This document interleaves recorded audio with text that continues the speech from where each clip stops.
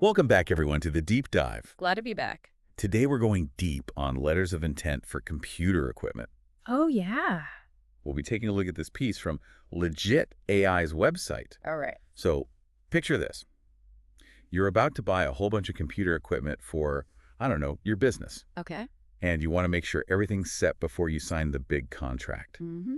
That's where a letter of intent, or LOI, comes in. Yeah. Think of it as like setting the stage right. Right. But here's the thing.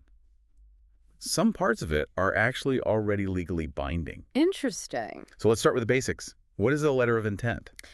Well, it's basically a preliminary document, right? Okay. It outlines the buyer's intention to purchase, but it's not the final contract. Right. It's sort of like a promise. Yeah, it's a promise, but it's also a way to clarify things, Okay. like to avoid disputes later on. Yeah, makes sense.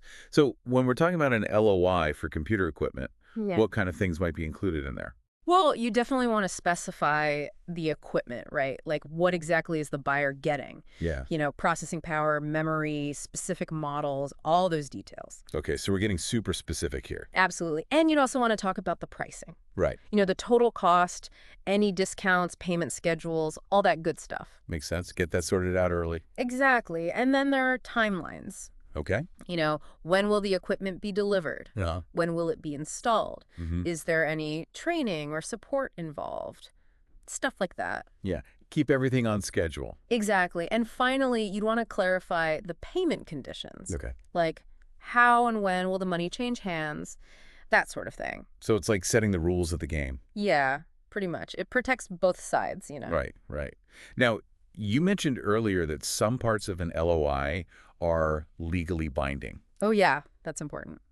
So even though it's before the final contract, Right. some parts are enforceable. Yep. Like what kind of things? Well, confidentiality clauses are a big one. Okay. Let's say the buyer can't share the seller's pricing with competitors. That makes sense. Right. Or exclusivity clauses. Okay. Maybe the seller can't offer the same equipment to others for a certain time. I see. So it's all about protecting both sides. Absolutely. Now, this Legitt AI tool sounds like it can be pretty handy for creating these LOIs. Oh, for sure. Tailoring it to your specific needs, the jurisdiction, all that. Mm-hmm. No more legal jargon headaches. Yeah, that's the best part. So for anyone listening who's thinking, okay, I'm not buying a supercomputer here.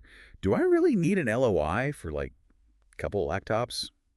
Well, it depends, right? Okay. If it's a small, straightforward purchase, maybe not. Yeah. But if it's a more complex deal Okay. or there's a lot of money involved, then an LOI can definitely be worthwhile. So it's like the more complex the deal, the more important that LOI becomes. Exactly. It's about clarity and managing risk.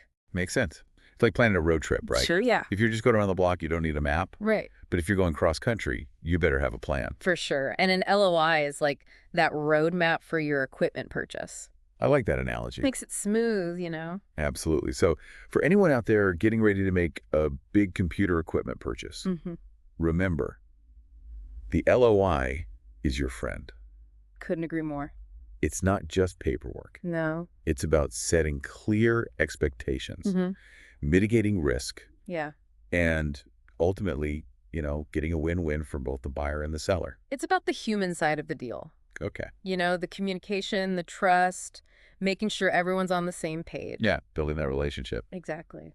Well, that's all the time we have for today's Deep Dive. Thanks for having me. As always, it's been a pleasure. Likewise. Until next time. See ya!